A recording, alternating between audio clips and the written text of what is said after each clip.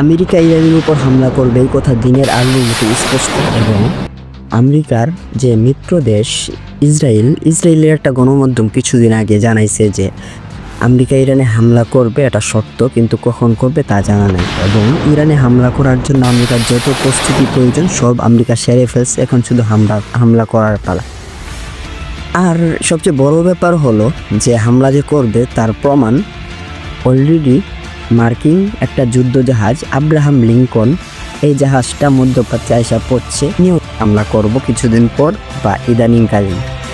এখন যদি আমেরিকা ইরানে হামলা করে তাহলে পৃথিবীর কোন দেশ কার পক্ষ নিবে? আমরা জানি যে দুইটা দেশ যুদ্ধ লাগলে অন্য পার্শ্ববর্তী দেশগুলো তাদের পক্ষ নিয়ে বা বিপক্ষে যায়।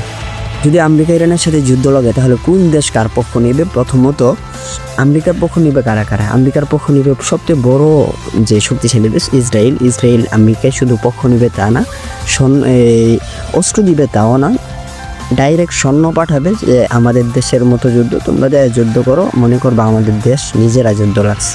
কারণ আমেরিকার সবচেয়ে বড় মিত্র দেশ হলো ইসরায়েল।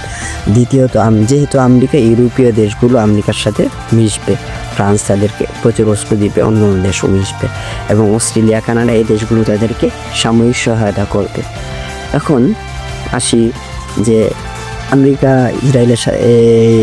ইরানের সাথে যুদ্ধ বাঁধলে ইরানকে কোন কোন দেশ সহায়তা করবে? প্রথমত ইরানকে সহায়তা করবে রাশিয়া যে করে সহায়তা করবে, নিঃসন্দেহে এটা বলতে পারেন যে তারা সৈন্য দিবে না, কারণ ইউক্রেনের সাথে তাদের ঝামেলা চলতেছে।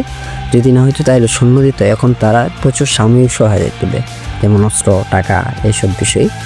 দ্বিতীয়ত চীন, অলরেডি চীন ইরানকে কিছু অস্ত্র পাঠাইছে, আপনি হয়তো বা জানেন।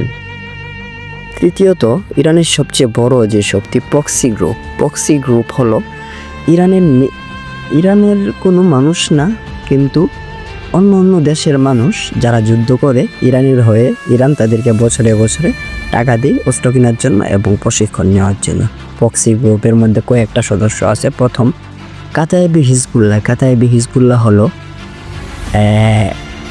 ইরাকের একটা বড় গ্রুপ। তারা অলরেডি তাদের কয়েকজন সদস্য কাফনের কাপড় বইরা আসছে এবং বলছে যে কাগজ দাও, আমরা স্বাক্ষর করি।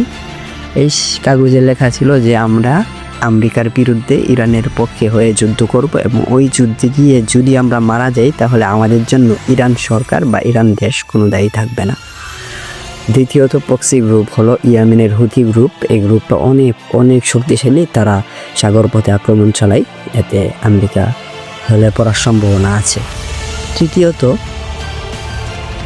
লেবাননের হিজবুল্লাহ গ্রুপ, ওই গ্রুপটা অনেক শক্তিশালী, এবং প্রক্সি গ্রুপ হয়তো ইরানের জন্য অনেক ভালো কিছু বয়ে আনবে। আপনার কি মনে হয় যে ইরান এবং আমেরিকা যুদ্ধ বাঁধলে কে জিতবে বা কোন দেশ কার পক্ষে আসবে? আমি যা বলছি তা সত্য নাও হতে পারে, আর কমেন্টে জানান।